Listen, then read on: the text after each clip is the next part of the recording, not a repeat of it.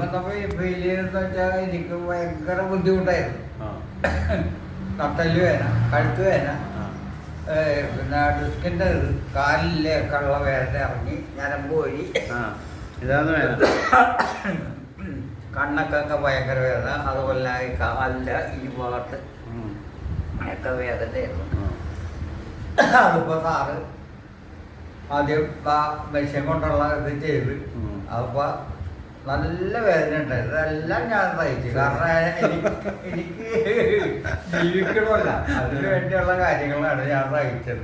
പിന്നെ അത് കഴിഞ്ഞിട്ട് പിന്നെയുള്ള കുറേശ്ശെ കാര്യങ്ങളാണ് സാറ് ചെയ്തത്. പക്ഷെ എല്ലാം സ്ഥാനങ്ങളിൽ തന്നെയാണ് ചെയ്തത്.